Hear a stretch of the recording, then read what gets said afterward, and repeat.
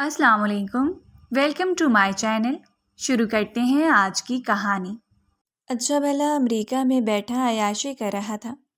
मत मारी गई थी मेरी, जो पाकिस्तान आ गया।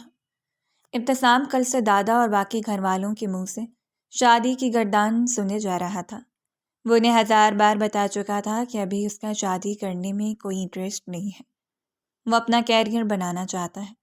दादी जान ने उसका जवाब सुनकर बाकायदा माथा पीटा था।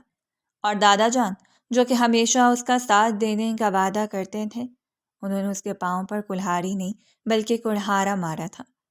शाम के वक्त वो किचन में खड़े सब लोगों से छुपकर लड्डू खा रहे थे।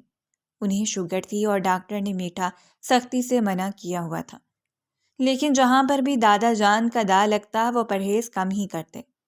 जैसे ही कलसूम बेगम ने उन्हें पकड़ा तो वो पुरजोश अंदाज में बोले, अरे मैं खुशी में ही लड्डू खा रहा हूँ। मेरे पोते ने शादी के लिए हाँ कर दी है। अब क्या मेरा खुशी मनाने पर भी कोई हक नहीं है? इब्तिसाम ने जब ये सुना, अभी उसने कुछ कहने के लिए मुंह खोला ही था कि दादा जान ने फौरन से उसका बाजू पकड़कर उसे अपनी तरफ खींचा और हजार हजार के कई नोट उसके सर के ऊपर से वार के मुलाजमा के हवाले कर दिए।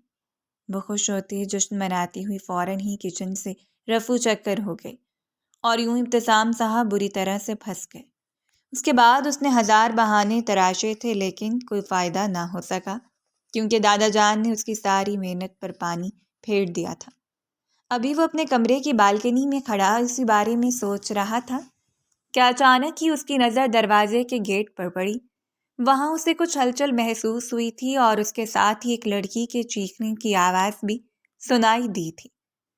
उसके माथे पर एक साथ 3 बल नमूदार हुए। वो तेजी से सीढ़ियां उतरता हुआ नीचे की तरफ भागा। आज चौकीदार गेट पर मौजूद नहीं था। जैसे ही वो गेट से बाहर निकला तो गहरी खामोशी ने उसका इस्तकबाल किया। वो शशोपंज में मुब्तला हो गया था। वो बज़ाहिर तो एक मगरूर नवाबजादा था, लेकिन बहुत कम लोग जानते थे कि बस लोगों के लिए उसके दिल में एक नर्म गोशा भी मौजूद है। उसे लग रहा था कि कोई लड़की मुसीबत में है। अभी वो वापस घर में कदम रखने ही लगा था कि उसे फिर से हल्की सी चीख की आवाज़ सुनाई दी। इस बार उसके कदम हवेली के पिछले हिस्से की जानिब बढ़ने लगे थे। इससे पहले कि वो गली का मोड़ मुड़ता, किसी ने उसके सर पर पिस्टल रख दी। यह अलग बात थी कि वो पिस्टल पानी का था और रखने वाले के हाथ बुरी तरह से कांप रहे थे। अंधेरा होने की वजह से वो उसके हाथ नहीं देख पाया था। मोहतरमा के चेहरे पर एक अदद मास्क भी मौजूद था, जो कि बैटमैन जैसा था। यूं लग रही थी जैसे वो बॉलीवुड से काफ़ी ज़्यादा मुतासर नज़र आ रही थी। अपनी जेब से वॉलेट निकालो, जल्दी, वरना बगैर टिकट के ऊपर पहुंचा दूंगी। एक कामती हुई और खौफज़दा आवाज़ उसके कानों में पड़ी। इब्तिसाम के लबों पर तंजिया मुस्कुराहट फैल गई थी। वो अभी तक किसी पोजीशन में ही खड़ा था। उसने अपने हाथ ऊपर भी नहीं किए थे। मैंने कहा है कि जल्दी से अपना वॉलेट निकालो। एक हाथ वो अपनी जेब की तरफ लेकर गया, लेकिन वॉलेट निकालने की बजाय उसने कमाल फुर्ती का मुजाहरा किया और दूसरे हाथ से लड़की का बाजू पकड़कर कमर के साथ पिन कर दिया। वो दर्द से करा उठी। हसन, कहाँ पर हो तुम? वो ऊंची आवाज़ में चिल्लाई। हसन साहब तो काफ़ी फासले पर खड़े इत्मीनान से दीवार के साथ लगकर मंजर देख रहे थे, क्योंकि यह एडवेंचरस किस्म का आइडिया ज़ैनब बीबी का था। वो अक्सर इन आइडियाज़ की मुखालफत करता था, लेकिन ज़ैनब बीबी उसको ये धमकी दे देती थी कि अगर तुमने मेरी मदद ना की तो मैं मामू की बेटी को तुम्हारे अफेयर्स के बारे में बता दूंगी। और वो बेचारा हर बार की तरह इस बार भी उसके साथ आने के लिए तैयार हो गया था। अभी थोड़ी देर पहले वो उसी शशोपंज में मुब्तला थे और आपस में झगड़ रहे थे।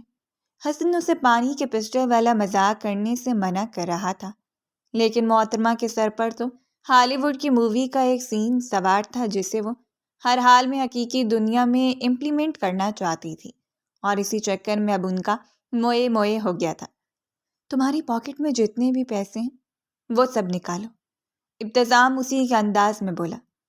अगर मेरे पास होते तो मैं तुम्हारे पास मांगने के लिए आती, उसने झुंझलाते हुए लहजे में कहा था। तो मांगने के लिए नहीं बल्कि छीनने के लिए आई थी। ابتسام بولا۔ ایک ہی بات ہے۔ وہ غصے سے اپنا سر نفی میں جھٹکتے ہوئے بولی۔ پہلے وہ اس کا چہرہ ٹھیک طرح سے نہیں دیکھ پائے تھے کیونکہ اندھیرا کافی زیادہ تھا۔ اب ابتسام کا چہرہ روشنی میں تھا، لیکن زینب کی اس کی جانب پشت تھی۔ آخر ایسی کون سی مجبوری آ گئی ہے جو تم یہ سب کچھ کر رہی ہو؟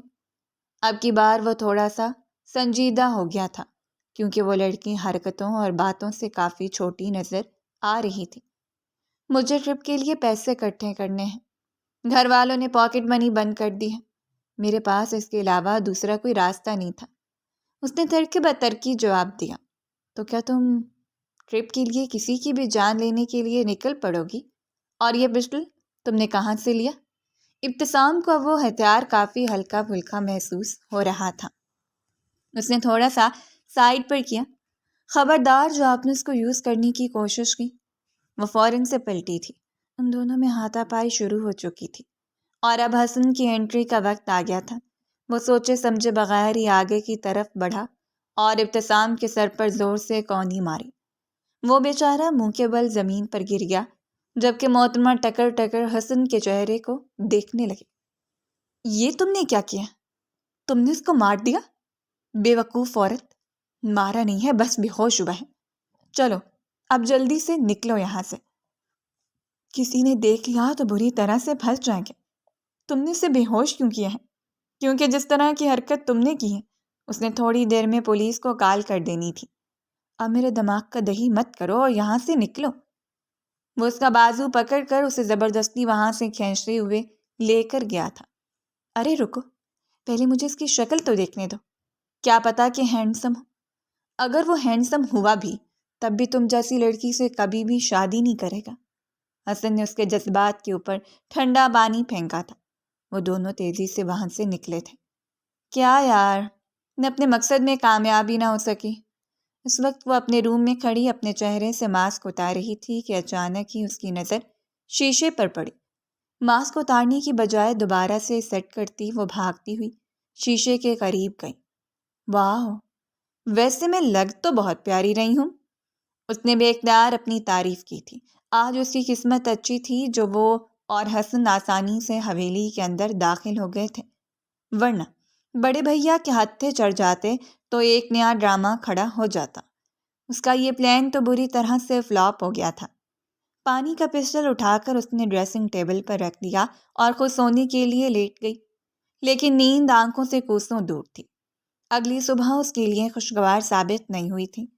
آغا جان نے اسے صبح صبح ہی کمرے میں طلب کر لیا تھا۔ تمہاری انٹرنشپ کا بندوبست ہو گیا ہے۔ یونیورسٹی میں اس کا 7واں سیمسٹر تھا، 8ویں سیمسٹر میں اس کی انٹرنشپ تھی۔ وہ یونیورسٹی کی سجیشن پر انٹرنشپ نہیں کرنا چاہتی تھی۔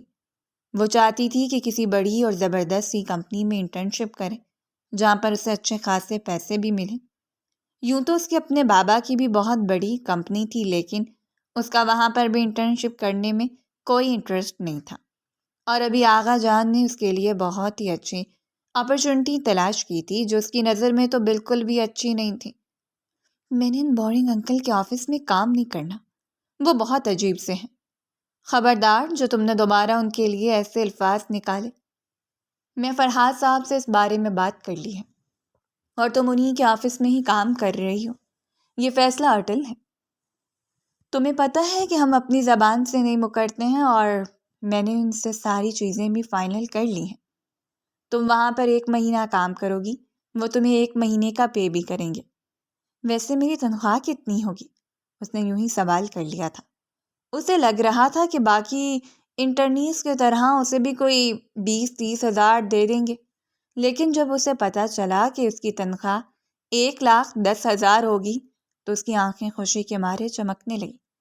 ارے آغا جان، آپ نے پہلے مجھے اس بارے میں کیوں نہیں بتایا؟ آپ بھی نا کام کی بات ہمیشہ ہی دیر سے بتاتے ہیں۔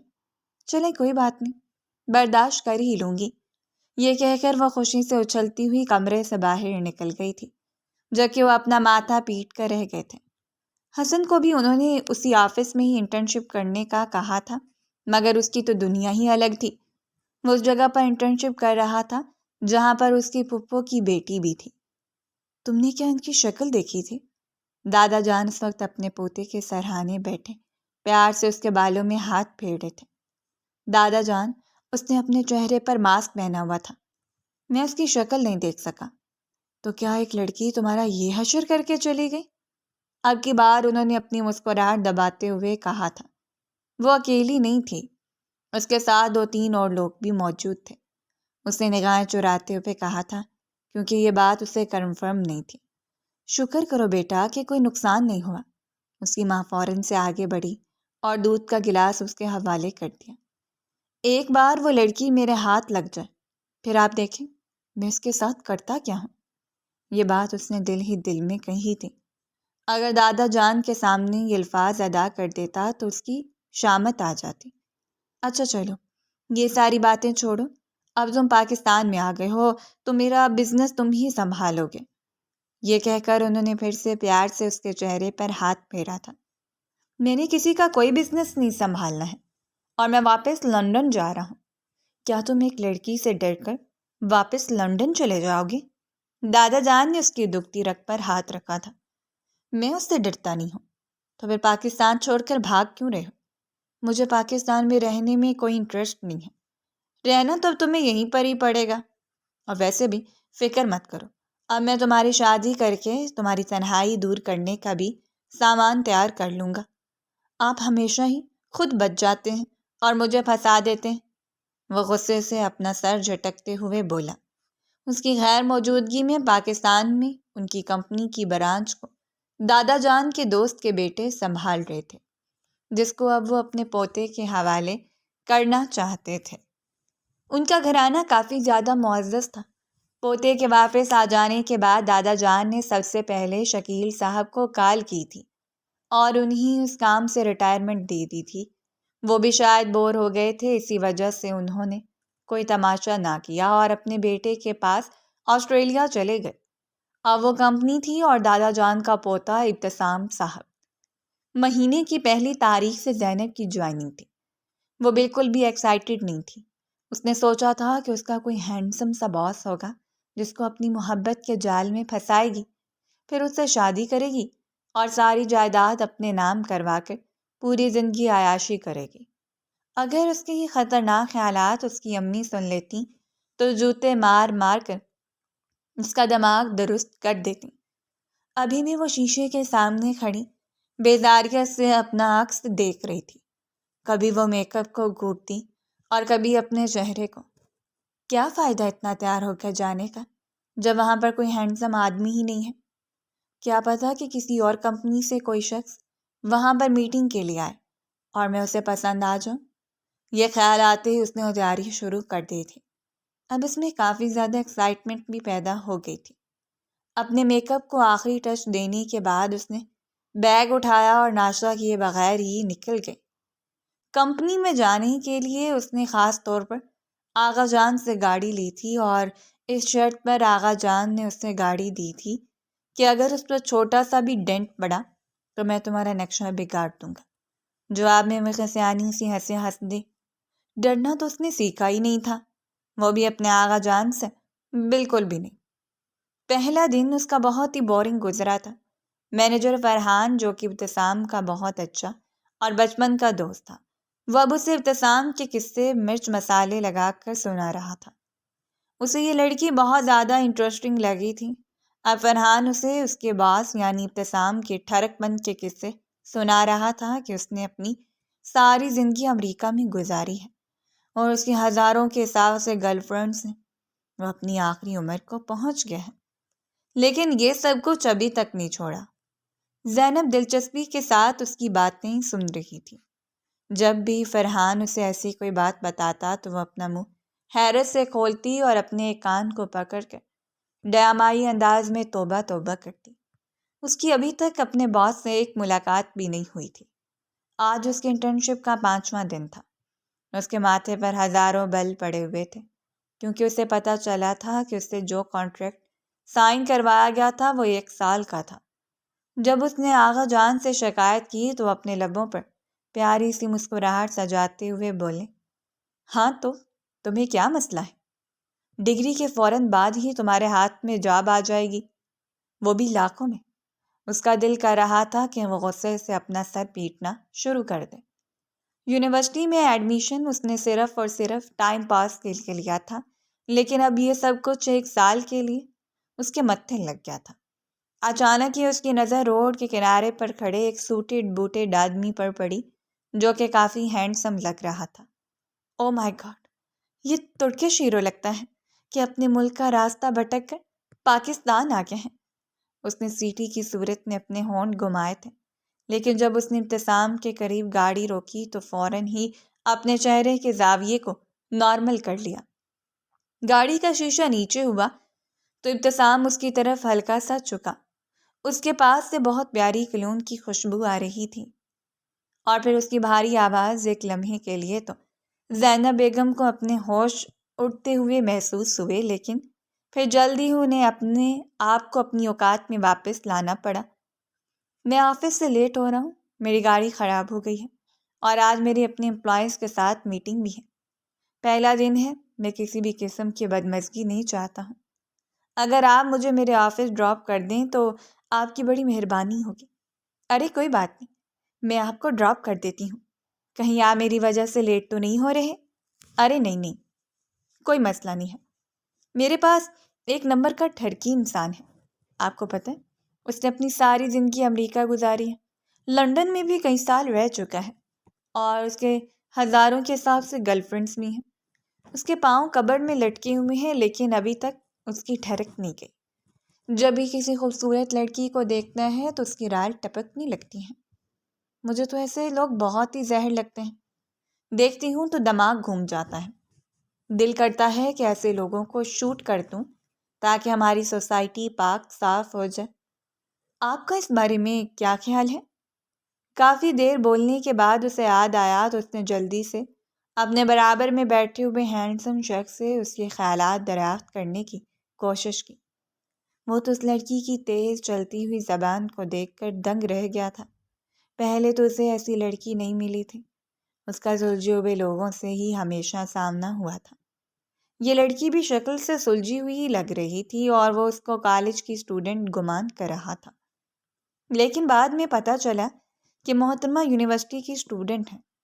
اس پر بھی اس نے بہت زیادہ ڈرامے کریٹ کیا تھا اور چٹکی بجاتے ہوئے پرجوش انداز میں کہا تھا، چونک گئے نا؟ بس میں جس کو بھی بتاتی ہوں وہ اسی طرح سے حیران ہو جاتا ہے۔ کسی کو یقین ہی نہیں آتا کہ یہ چھوٹی سی پیاری سی لڑکی یونیورسٹی کے لاسٹ سیمسٹر میں۔ ارے کہیں میں آپ کو بور تو نہیں کر رہی؟ اچانک ہی اس کو خیال آیا۔ ابتسام کا دل کیا کہ وہ کہہ دے کہ تم مجھے پکا رہی ہو، لیکن وہ اس سے مدد لے چکا تھا، اور جن کا وہ احسان دیتا تھا ان کے ساتھ احسان فراموشی بالکل بھی نہیں کرتا تھا۔ ویسے آپ نے مجھے اپنی کمپنی اور اپنے باس کا نام نہیں بتایا، ہو سکتا ہے کہ میں ان کو جانتا ہوں۔ ارے نام؟ اس نے اپنے چھوٹے سے ذہن پر زور ڈالا۔ یاد آ گیا، اس کا نام ابتسام ہے، اور حرکتیں بھی پرانے زمانوں کے سلطانوں والی ہیں۔ جہاں پر کوئی خوبصورت لڑکی دیکھی وہیں پر ہی اس کو اپنی باندھی بنانے کا بھوت ہمارے ابتسام صاحب پر سوار ہو جاتا ہے۔ لا حول ولا قوت۔ برابر میں بیٹھے ابتسام نے بے ساختہ اپنے کانوں کو ہاتھ لگایا تھا۔ اب اس کی چھٹی حس اسے شدت سے کچھ غلط ہونے کا اشارہ دے رہی تھی، اور جو کچھ وہ سمجھ رہا تھا دل ہی دل میں دعا کر رہا تھا کہ وہ سب کچھ سچ نہ ہو۔ ان کی کمپنی کون سی ہے، اگر آپ مجھے بتانا پسند کریں تو؟ جی، مجھے کیا مسئلہ ہے، میں تو پوری دنیا میں اعلان کر دوں۔ ویسے بھی میں سچ کا پرچم بلند کرنے میں بالکل بھی نہیں گھبراتی ہوں۔ مجھے تو خوشی ملتی ہے کہ ایسے لوگوں کے اصل چہرے دنیا کے سامنے آئیں۔ میڈم، آپ پلیز کمپنی کے بارے میں مجھے بتا دیں۔ اس نے اپنے الفاظ پر زور دیا تو وہ تھوڑی سی شرمندہ ہو گئی۔ انتہائی بدتمیز انسان ہے یہ تو، اس طرح سے کوئی کسی کی بات تو نہیں کاٹتا۔ وہ دل ہی دل میں اسے گالیوں سے نوازنے لگی۔ ان کی کمپنی کا نام ایکوامین ہے۔ ویسے میں آپ کو ایک راز کی بات بتاؤں، اس باس کے دادا میرے دادا کے بیسٹ فرینڈ بھی ہیں، لیکن میں کبھی ان سے ملی نہیں ہوں۔ مجھے فیملی ایونٹس میں جانے میں بھی کوئی انٹرسٹ نہیں ہے۔ ساری باتیں سننے کے بعد وہ آخر کار اس نتیجے پر پہنچا تھا کہ وہ چھوٹی سی لڑکی کافی دیر سے جس شخص کی برائیاں کر رہی تھی وہ کوئی اور نہیں بلکہ اس کی اپنی ذات تھی۔ یعنی وہ لڑکی اتنی دیر سے اس کے سامنے بیٹھ کر اس کو ہی کوس رہی تھی، اس کو ٹھرکی، جاہل اور نہ جانے کیا کیا کہہ رہی تھی۔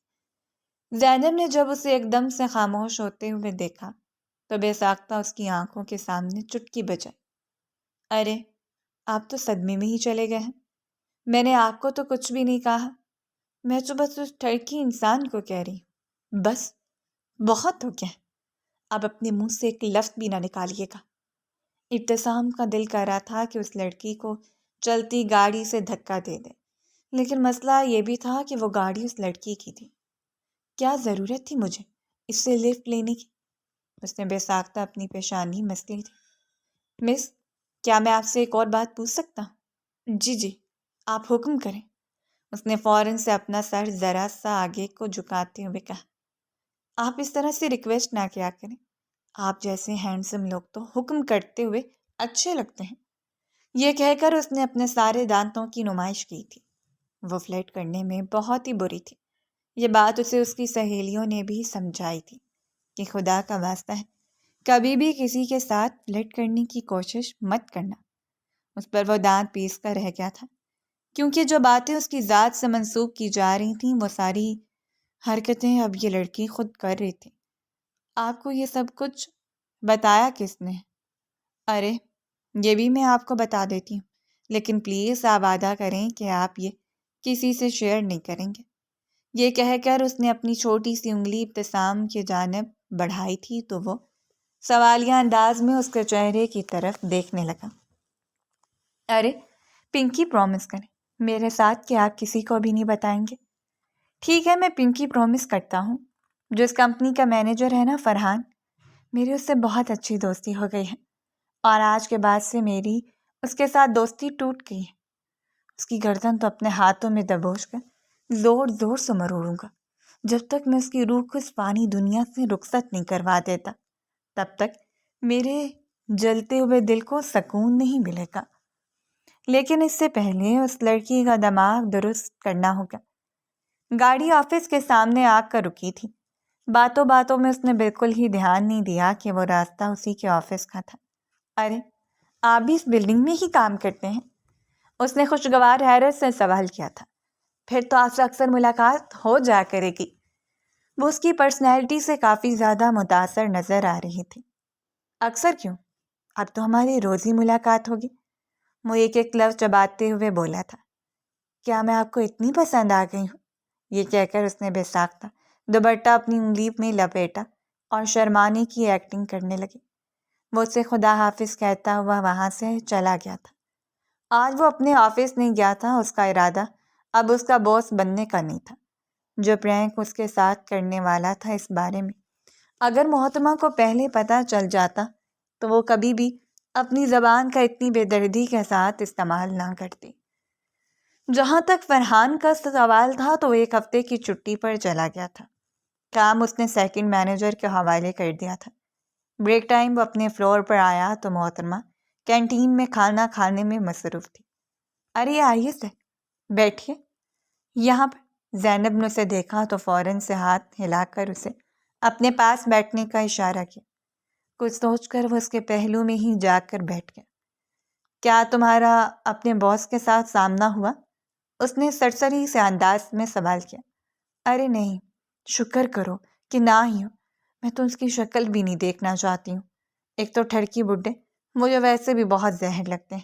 اوہ اچھا، تمہیں کس طرح کا انسان پسند ہے بھائی؟ خوبصورت ہونا چاہیے، ہینڈسم ہونا چاہیے؟ میں سیرت وائز پوچھ رہا ہوں۔ او سوری، مجھے لگا کہ آپ یہ کہہ کر وہ خسیانی سی ہنسی ہنستی تھی۔ اسے اپنی اوپر شرمندگی بھی ہو رہی تھی کہ نہ جانے وہ اسے کیا سمجھ رہا ہوگا۔ اس دوران بھی وہ جتنی دیر اس کے ساتھ بیٹھی رہی تھی اس کی برائیاں ہی کرتی رہی تھی۔ وہ سب کچھ اس نے نوٹ کر لیا تھا۔ دل تو کر رہا تھا کہ اس لڑکی کو اٹھا کر اسے بلڈنگ سے نیچے پھینک دے۔ اس نے فرحان سے اس کے کک آؤٹ کرنے کے بارے میں بات کی تھی، لیکن جب اسے یہ پتہ چلا کہ یہ لڑکی آغا صاحب کی بھتیجی اور نصیر صاحب کی پوتی ہے تو اسے اپنا یہ ارادہ بھی ملگا ملٹ ہوتا دکھائی دیا۔ تقریباً 1 ہفتے تک وہ روز اس کے ساتھ ہی لنچ کرتا تھا۔ 2-3 بار اس نے محتمہ کو ساتھ چلنے کی دعوت دی تھی۔ شروع میں تو اس نے انکار کر دیا کیونکہ وہ یوں منہ اٹھا کر کسی کی اجنبی کے ساتھ نہیں جاتی تھی، اور نہ جانے کیوں اسے اس لڑکی کی پہلی بات اچھی لگی تھی۔ وہ کبھی بھی اس کے ساتھ حد سے زیادہ فری نہیں ہوتی تھی۔ وہ بس باتونی تھی اور یہ اس کی شخصیت کا حصہ تھا۔ اتنا تو اسے بھی پتہ لگ چکا تھا۔ وہ بس فرحان کے واپس آفس میں آنے کا انتظار کر رہا تھا۔ دوسری طرف اس کے ورکرز نے جب اسے غیر معمولی سی امپلائی کے ساتھ بیٹھے ہوئے دیکھا تو وہ بھی حیران رہ گیا۔ آفس میں سرگوشیاں ہونے لگی تھیں۔ کہیں ان دونوں کا آپس میں چکر تو نہیں چل رہا؟ ہر کوئی اپنے اپنے حساب سے بات کر رہا تھا۔ زینب صاحبہ کو ابھی تک اس بارے میں کوئی پتہ نہیں تھا۔ ایک دن وہ پھر سے اپنے باس کی برائیاں کرنے لگی تھی۔ اس بار تو اس نے حد ہی کر دی تھی۔ وہ تو حساب کتاب تک پہنچ گئی تھی اور جنت اور دوزخ کا فیصلہ سنانے ہی لگی تھی کہ سامنے بیٹھے ہوئے شخص کے اگلے الفاظ سنے تو اسے لگا کہ اس کے قدموں کے نیچے سے 2nd فلور کھسک گیا اور چھت اس کے سر کے اوپر آ کر گر گئی ہے۔ اس نے خوف سے تھوک نکلا، بھاگنے کی کوشش کی لیکن ہاتھ پاؤں جم گئے تھے۔ آپ میرے ساتھ مذاق کر رہے ہیں نا؟ آپ میرے آفس میں آئیے، باقی کی باتیں آفس میں ہی کریں گے، اور اتنے دن دینے کے لیے بہت شکریہ۔ آپ کا یہ احسان میں بہت جلد چکا دوں گا۔ یہ کہہ کر وہ گاڑی کا دروازہ زور سے بند کرتا وہاں سے چلا گیا تھا۔ اس نے بے ساختہ اپنی آنکھیں میچی۔ 1 نمبر کا خڑوس انسان ہے۔ میں اپنا کرش واپس لیتی ہوں۔ اب مجھے اس پر کوئی بھی کرش نہیں ہے۔ یا اللہ جی، یہ میں نے کیا کر دیا ہے؟ اپنے ہی باس کی برائیاں اس کے سامنے کر دیں۔ میں کیوں اتنی بے وقوفیاں کر جاتی ہوں؟ اس نے تو پکا مجھے نوکری سے نکال دینا ہے۔ چلو بیسٹ ہو جائے گا، لیکن اگر نوکری سے نکل گئی تو پھر پیسے کیسے ادا کروں گی؟ آغا جان بھی نہ ہمیشہ اسی جگہ پہ پھنساتے ہیں جہاں سے نکلنا مشکل ہی نہیں، ناممکن ہوتا ہے۔ اپنے آپ کو اور آغا جان کو گالیوں سے نوازتی ہوئی وہ آفس میں داخل ہو گئی۔ سب سے پہلے وہ بھاگتے ہوئے فرحان کے کمرے کی جانب گئی، لیکن اس کا روم خالی تھا۔ تمہارے سر کہاں پر ہیں؟ وہاں پر بیٹھے ہوئے اس کے اسسٹنٹ سے زینب نے پوچھا تو وہ اپنی آنکھیں گول گول گھمانے لگا۔ اسے یہ عورت نما مرد بالکل بھی اچھا نہیں لگتا تھا، اور پھر جب یہ ایسی حرکتیں کرتا تو زینب کا دل کرتا تھا کہ آگے بڑھ کر وہ اس کی گردن مروڑ دے۔ میں پوچھ رہی ہوں کہ تمہارے باس کہاں پر ہیں؟ میں آپ کا ملازم نہیں ہوں جو آپ مجھ سے اس طرح سے بات کر رہی ہیں مس زینب۔ زینب اس کے منہ پر زور سے دروازہ بند کر کے جا چکی تھی۔ فی الحال وہ اس انسان سے بحث کرنے کی پوزیشن میں ہرگز بھی نہیں تھی۔ ابھی تو اس نے اپنے کاغذ صاف کرنے تھے۔ کیا کروں؟ دادا جان کو کال کروں؟ نہیں، انہوں نے الٹا مجھے ہی باتیں سنانی ہیں۔ آغا جان؟ نہیں، انہوں نے تو یہیں پر ہی مجھے بھیج دینا ہے اور پھر میرے پاس باس کے ساتھ مل کے مجھے ذلیل کرنا ہے۔ بابا بھی پاکستان میں موجود نہیں ہیں۔ کیوں کرتی ہوں میں ہمیشہ یہ بے وقوفانہ حرکتیں؟ وہ انہی سوچوں میں مگن تھی اور بے چینی سے گیلری میں ٹہل رہی تھی جب جویریہ اس کے قریب آ کر رکی۔ آپ کو باس کمرے میں بلا رہے ہیں۔ ٹھیک ہے، میں آتی ہوں۔ اچھا سنو۔ جویریہ پلٹی اور ایک نظر زینب پر ڈالی جو کہ آج بھی پرفیکٹ لگ رہی تھی۔ زینب کی پرسنالٹی، اس کا حسن اور پھر اس کی ادائیں وہاں پر موجود سب لوگوں کو ہی متاثر کرتی تھیں۔ جو بھی انسان اسے پہلی بار ملتا وہ اسے متاثر ہوئے بغیر نہ رہ سکتا تھا، اور یہ امپریشن بھی اس وقت تک رہتا تھا جب تک زینب صاحبہ اپنا منہ بند رکھتی تھی۔ ادھر ان کی زبان کے جوہر چلتے تھے اور ادھر سامنے والا بھاگنے کے لیے پر تولنے لگتا تھا۔ تمہیں پتہ ہے کہ فرحان صاحب کہاں پر ہیں؟ جی وہ تو باس کے ہی کمرے میں ہے۔ یعنی پھر میری بچت ہو جائے گی۔ اس کے باوجود بھی اس نے آیت الکرسی پڑھ کر خود پر 3 سے 4 بار پھونک ماری تھی۔ اس بے وقوف لڑکی کی حرکتیں دیکھو۔ ابتسام اس وقت لیپ ٹاپ کھولے اپنے کمرے میں کرسی کے ساتھ ٹیک لگا کر بیٹھا ہوا تھا۔ فرحان میں اس کے سامنے رکھی چیئر پر تشریف رکھے سنجیدہ چہرہ لیے اپنے باس کے اگلے حکم کا انتظار کر رہا تھا۔ ابتسام نے کیمرے میں محترمہ کی حرکتوں کو دیکھا تھا۔ پہلے اس نے دروازہ کھولنے کی کوشش کی، لیکن کچھ یاد آنے پر جلدی سے آنکھیں بند کر کے دعائیں پڑھنے لگی اور پھر زور زور سے اپنے اوپر پھونکے مارنے لگی۔ آج تو تمہیں مجھ سے کوئی بھی نہیں بچا سکتا ہے لڑکی، وہ غرایا تھا، پر اس نے فرحان کو دیکھا جس نے فوراً ہی کندھے اچکا دیے تھے۔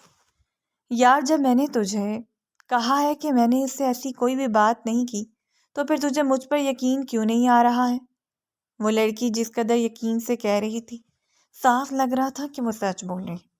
یعنی تجھے اس کل کی آئی ہوئی لڑکی پہ ٹرسٹ ہے، لیکن مجھ پہ ٹرسٹ نہیں ہے۔ فرحان فوراً سے ہی اسے ایموشنل بلیک میل کرنے لگا تھا۔ تب کمرے کے دروازے پر دستک ہوئی اور وہ لڑکی اجازت لے کر کمرے میں داخل ہو گئی۔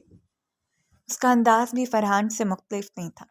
ابھی اس نے اپنے چہرے پر معصومیت سجائی ہوئی تھی، لیکن اس کی آنکھوں میں ابھی تک شرارت کا عنصر موجود تھا۔ آئیے مس، بیٹھیے یہاں پہ، اور مجھے بتائیے کہ سر فرحان نے آپ کو میرے بارے میں اور کیا کیا بتایا تھا؟ یہ سن کر اس کا چہرہ لٹھے کی مانند سفید ہو گیا تھا۔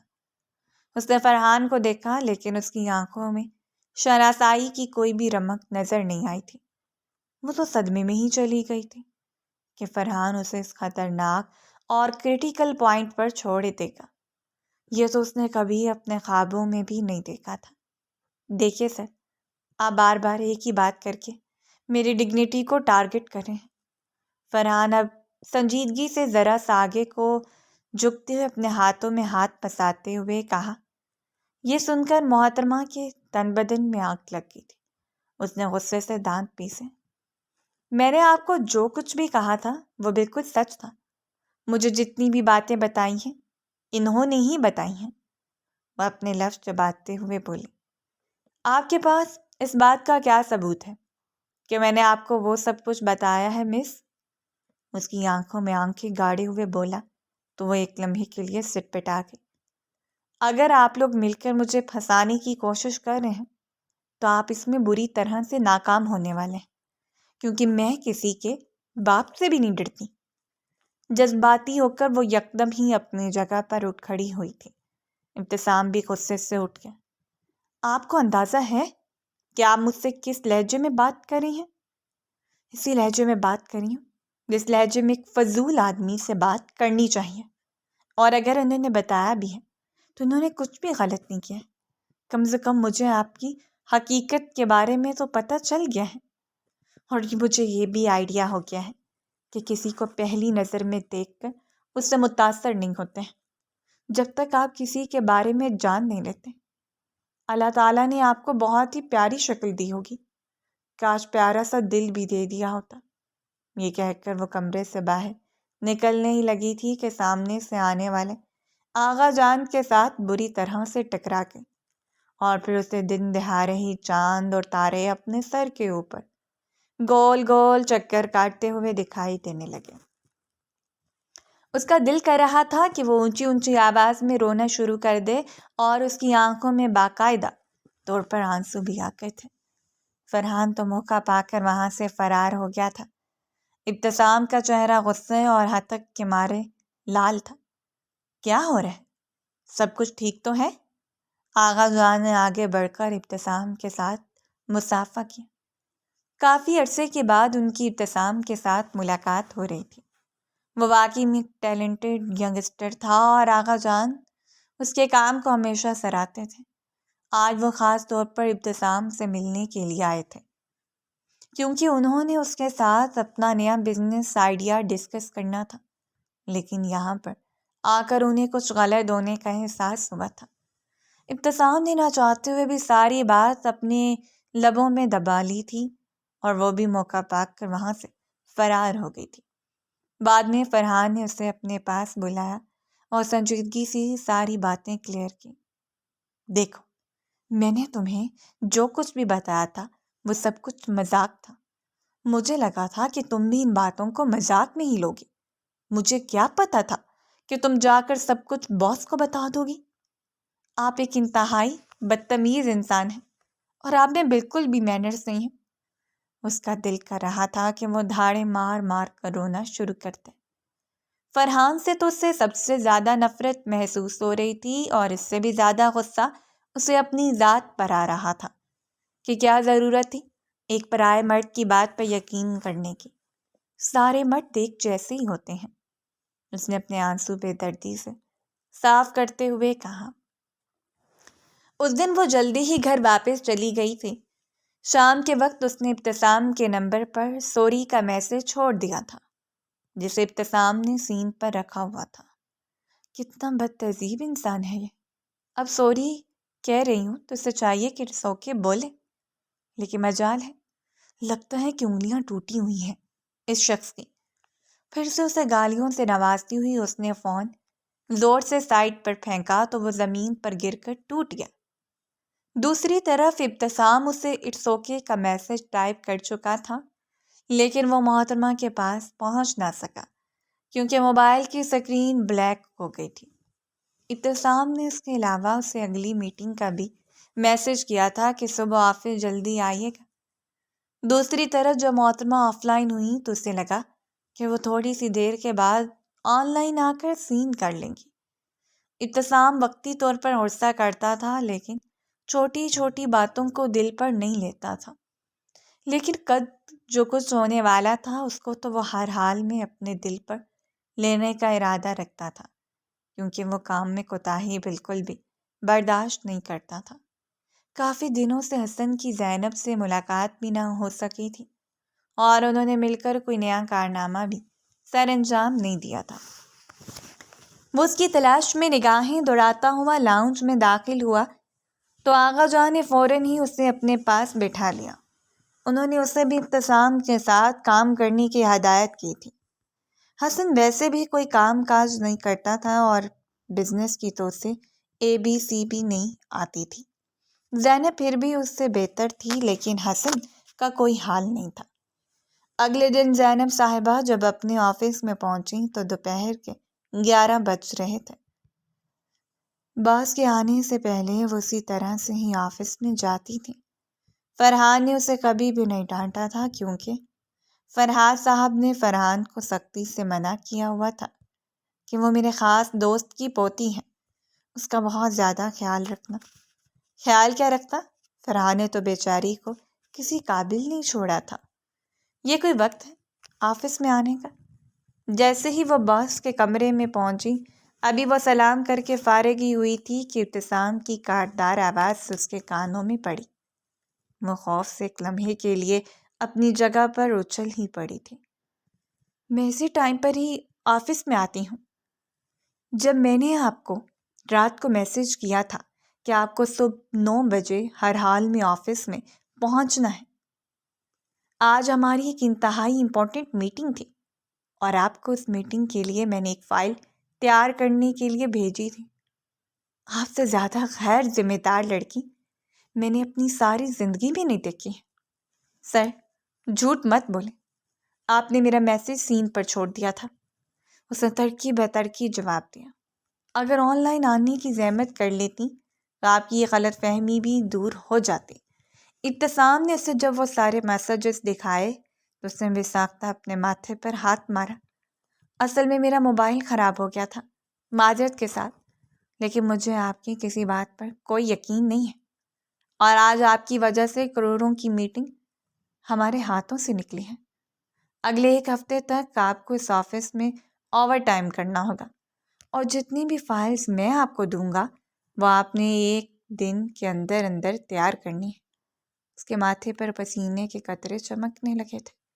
اور اگر میں یہ سب کچھ کرنے سے منع کر دوں تو میں آپ کے ساتھ کانٹریکٹ ختم کر دوں گا، اور پھر بدلے میں آپ کو اپنے حصے کی اماؤنٹ میرے حوالے کرنی ہوگی، جو کہ ڈائریکٹ آپ کی وراثت میں سے ہی کاٹی جائے گی۔ آنسوؤں کا گولہ اس کے گلے میں اٹک گیا تھا۔ آج سے پہلے اس نے اس قدر خڑوس اور ظالم باس کبھی بھی نہیں دیکھا تھا۔ اسے ہر بندے پر ہی غصہ آ رہا تھا۔ اس دن وہ کافی دیر تک کام کرتی رہی تھی۔ شام کے وقت جب وہ گھر کے لیے نکلنے لگی تو وہ اس کے آگے آگے ہی نکلا تھا۔ ایتھکس نام کی چیز ہوتی ہے۔ آج میں اپنی گاڑی گھر میں بھول آئی تو اس نے بھی نگاہیں پھیر لی۔ ویسے کل کیسے پوچھ رہا تھا کہ مس کیا میں آپ کو ڈراپ کر دوں، اور اب دیکھو الو کی طرح آنکھیں گھماتا ہوا نکل گیا۔ ابتسام گاڑی پیچھے کی طرف کر کے بیٹھا ہوا تھا اور اس لڑکی کے آفس سے باہر نکلنے کا انتظار کر رہا تھا تاکہ وہ اپنی گاڑی میں بیٹھ کر روانہ ہو تو وہ بھی گھر کے لیے نکلے۔ لیکن زینب پارکنگ ایریا کی طرف بڑھنے کی بجائے مین روڈ کی طرف بڑھنے لگی۔ اس کے ماتھے پر لاتعداد بل پڑ گئے تھے۔ اب اس لڑکی کا کیا کرنے کا ارادہ ہے؟ یا میرے اللہ مجھے صبر عطا فرما۔ اس نے اپنی گاڑی آگے کی طرف بڑھا دی۔ اگر آپ کا رات کے اس پہر یہاں پر بھیک مانگنے کا ارادہ ہے تو جلدی سے ارادہ تبدیل کر لیں، کیونکہ اس وقت کوئی بھی آپ کو بھیک نہیں دے گا۔ میں کیب کا انتظار کر رہی ہوں۔ آپ کی گاڑی یقیناً میرے پاس ہوتی تو میں اسی میں ہی بیٹھی ہوئی ہوتی، یہاں پر خواڑ نہ ہو رہی ہوتی۔ چلیں آئیں میں آپ کو ڈراپ کر دیتا ہوں۔ آپ کا بہت بہت شکریہ۔ میں اجنبیوں کے احسانات لینا پسند نہیں کرتی ہوں۔ یہ کہہ کر اس نے اپنی گردن پھیر لی تھی، جبکہ ابتسام نے مضبوطی سے اپنے لب بھینچ لی۔ ابھی بھی آپ اجنبی کے ساتھ ہی گھر جا رہی ہوں، اس بارے میں آپ کا کیا خیال ہے؟ کم سے کم وہ آپ سے تو بہتر ہی ہے۔ یہ بات اس نے آہستہ آواز میں کہی تھی، لیکن اس کے باوجود بھی ابتسام کے پتلے کانوں تک اس کی بات پہنچ گئی تھی۔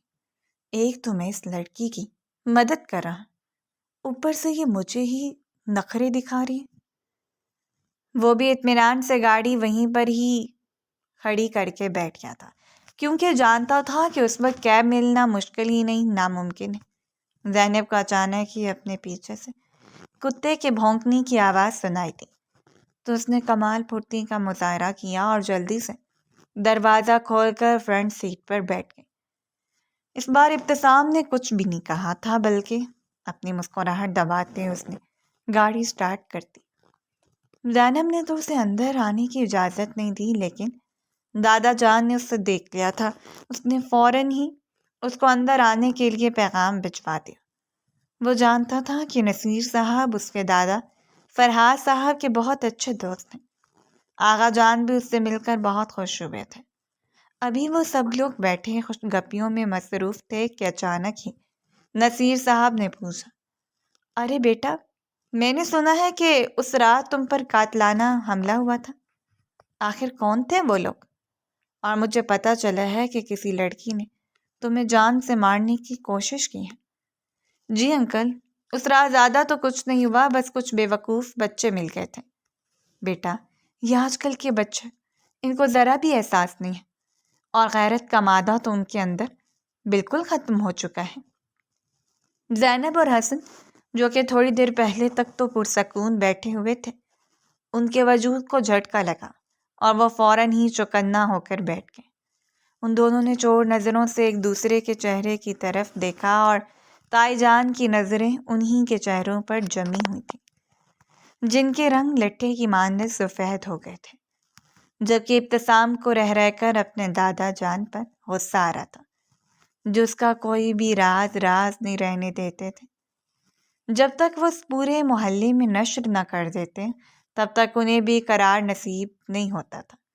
اور ابھی بھی وہ بیٹھا ہوا نصیر صاحب کو تسلیاں پیش کر رہا تھا۔ وہ لوگ کوئی تو ثبوت چھوڑ کر گئے ہوں گے۔ دادا جان نے جب یہ کہا تو اس نے فوراً سے اپنی پاکٹ سے ایک بریسلٹ نکالا، جیسے آج وہ اپنے ایک پولیس افسر دوست کو بھی دکھا کر لایا تھا۔ مجھے یہ بریسلٹ ملا تھا، یقیناً وہ لڑکی وہاں پر گرا کر چلی گئی تھی۔ وہ چاندی کا بریسلٹ تھا جو آغا جان زینب کے لیے سعودیہ سے بنا کر لائے تھے، اور وہ بہت ہی یونیک پیس تھا۔ کافی دنوں سے وہ زینب کی کلائی خالی محسوس کر رہے تھے۔ انہوں نے زینب سے سوال بھی کیا تھا، لیکن زینب نے بات ٹال دی تھی۔ جس انداز میں انہوں نے اپنی پوتی کو دیکھا، وہ تو فوراً ہی وہاں سے فرار ہو گئی، جبکہ حسن اب اپنی سانسوں کو ہموار کر کے فوراً ہی وہاں سے کوششوں میں لگا ہوا تھا۔ ابتسام تو وہاں سے اٹھ کر چلا گیا تھا، لیکن اس کے جانے کے بعد حسن اور زینب بیگم کی ایسی درگت بنی کہ ان کے کانوں سے دھواں نکلنے لگا، اور پھر اس پر ستم ظریفی یہ کہ جیسے ہی وہ لوگ اپنے کمروں کی طرف جانے لگے تو ابتسام کی آواز سنائی دی، آئی ایم سوری، کہیں میں نے آپ کو ڈسٹرب تو نہیں کر دیا؟ اس کے چہرے پر غیر سنجیدگی پھیلی ہوئی تھی۔ اچانک ہی اسے یاد آیا تھا کہ وہ اپنا موبائل صوفے پر ہی چھوڑ آیا، لیکن پلٹا تو وہاں پر ایک اور ہی قصہ کھلا ہوا تھا۔ اس رات ابتسام صاحب پر اصلی پسٹل سے نہیں بلکہ پانی کی پسٹل سے حملہ کیا گیا تھا، اور وہ حملہ کرنے والی لڑکی بھی زینب صاحبہ ہی تھی۔ جب اس نے پہلی بار اس لڑکی کی آواز سنی تھی تبھی اسے شک ہو گیا تھا، اور زینب کو بھی کہیں نہ کہیں محسوس ہو رہا تھا کہ وہ اس آدمی سے پہلے مل چکی ہے۔ اسے ٹھیک طرح سے شکل یاد نہیں تھی کیونکہ اس رات کافی اندھیرا تھا، اور وہ ویسے بھی بہت زیادہ ڈری ہوئی تھی اور کسی طرح سے اپنا مقصد پورا کر کے وہاں سے فرار ہونا چاہتی تھی۔ اسے کسی چیز کا کوئی ہوش ہی نہیں تھا، اور پھر بعد میں حسن بھی اسے گھسیٹتے ہوئے لے کر چلا گیا تھا۔ یہ سب کچھ اتنی جلدی میں ہوا کہ اس کے پاس چہرہ دیکھنے کا وقت ہی نہیں تھا، لیکن اب دودھ کا دودھ اور پانی کا پانی ہو چکا تھا۔ ابتسام نے اطمینان سے اپنا موبائل اٹھایا اور لمبے لمبے ٹھگ پڑتا ہوا وہاں سے چلا گیا، لیکن جاتے ہوئے اس کے لبوں پر پراسرار سی مسکراہٹ پھیلی ہوئی تھی۔ کیا لڑکی ہے یہ؟ وہ اس کی زندگی میں آنے والی پہلی لڑکی تھی جس نے اسے ناک و چنے چبائے تھے، ورنہ جتنی بھی لڑکیاں اسے ملتی تھیں وہ تو اس کے سامنے نمبر بنانے کی کوشش کرتی رہتی تھیں۔ زینب وہ پہلی لڑکی تھی جس نے نہ تو نمبر بنانے کی کوشش کی تھی اور نہ ہی ابتسام کو متاثر کرنے کی۔ شروع میں اس نے جو بے وقوفانہ انداز میں فلرٹ کیا تھا اس پر بھی ابتسام بعد میں کافی دیر تک ہنستا رہا تھا۔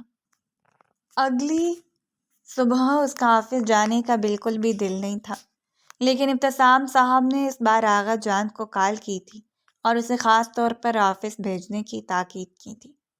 آغا جان تو پہلے ہی اس سے خائف تھے، اسی وجہ سے انہوں نے دو ٹوک انداز میں کہہ دیا تھا کہ اگر اب تم نے مجھے اس کے سامنے شرمندہ کرنے کی کوشش کی تو میں تمہیں جائیداد سے آگ کر دوں گا۔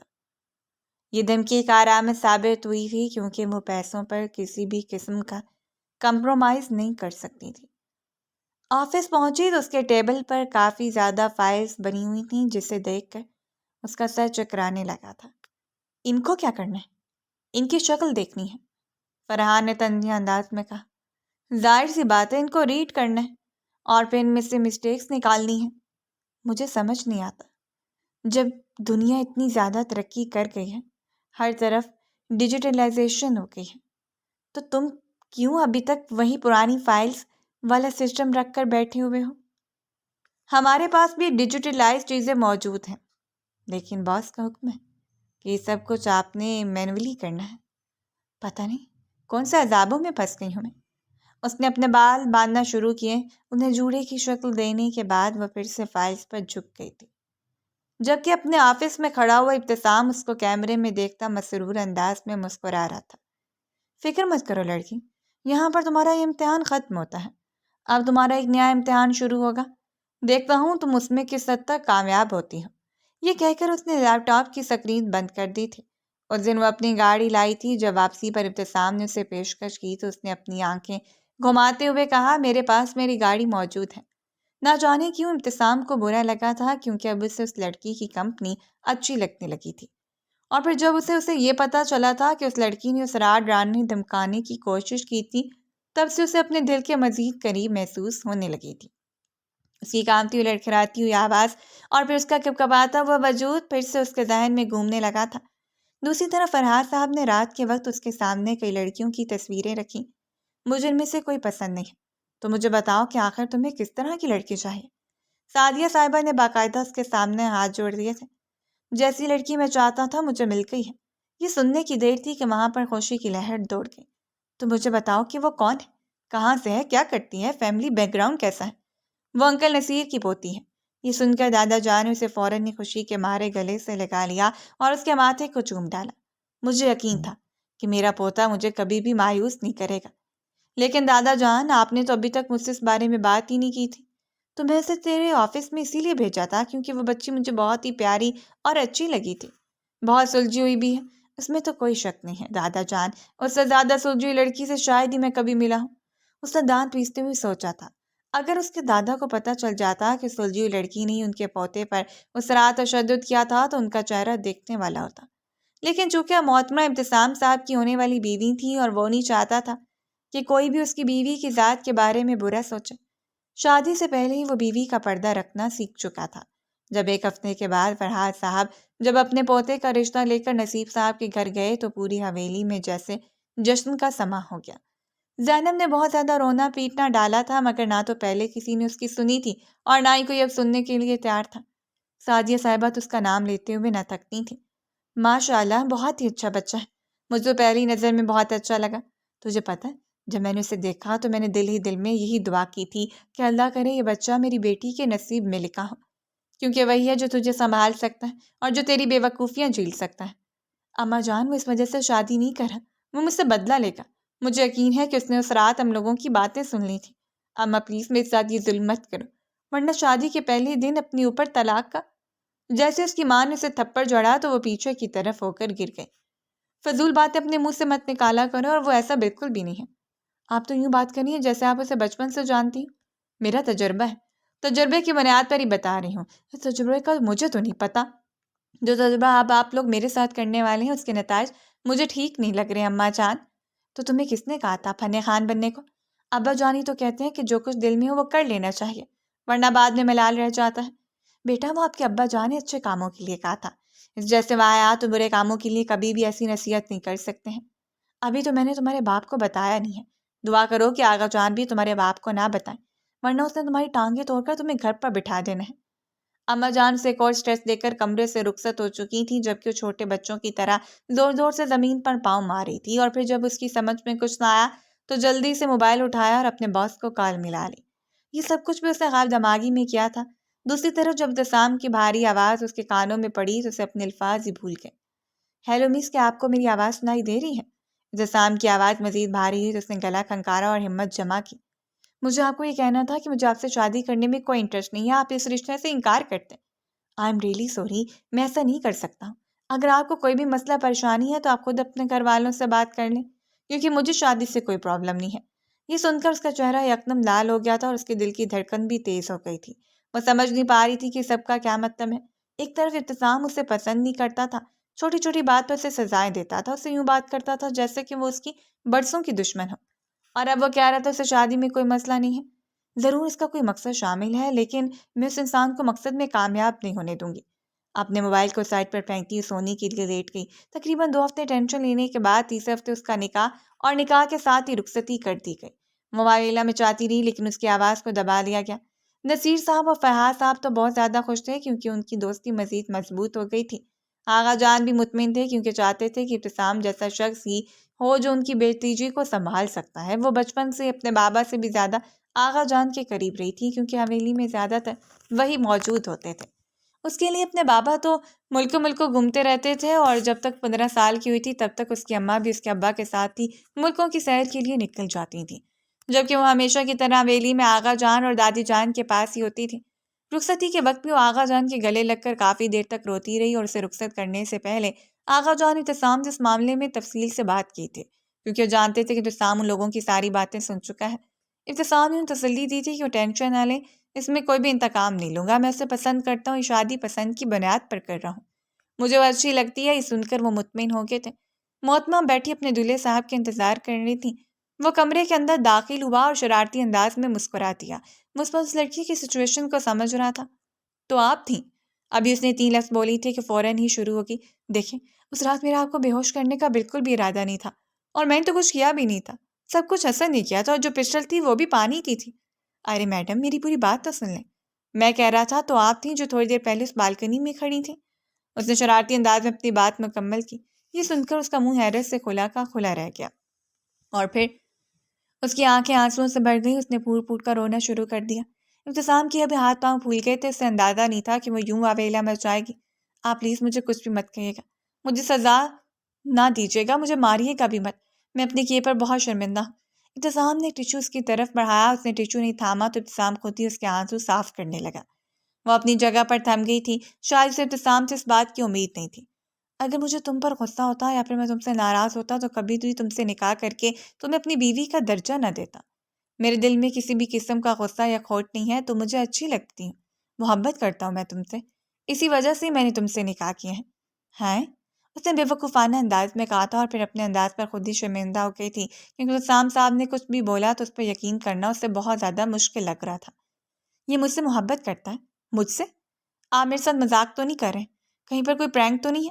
کیا میں آپ کو ایسا بندہ لگتا ہوں؟ کچھ تو خدا کا خوف کرے میڈم صاحبہ، آپ نے مجھے بالکل ہی یا گزرا سمجھ لیا۔ نہیں نہیں، آپ تو بہت اچھے ہیں، چلو شکر ہے۔ یہ کہہ کر پھر سے شرارتی انداز میں مسکرانے لگا تھا۔ آپ پلیز اس طرح سے نہ مسکرایا، مجھے ڈسٹرب کر رہے ہیں۔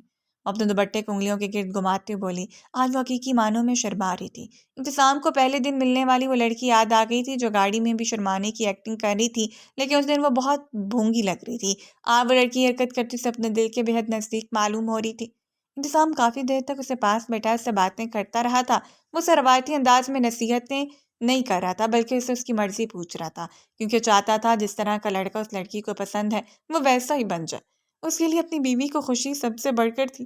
اس کے لبوں کی ہنسی کو وہ چھینا نہیں چاہتا تھا۔ اسے یہ سادہ سی معصوم سی لڑکی بھا گئی تھی۔ وہ چاہتا تھا کہ زینب جیسی ہے ویسی ہی رہے۔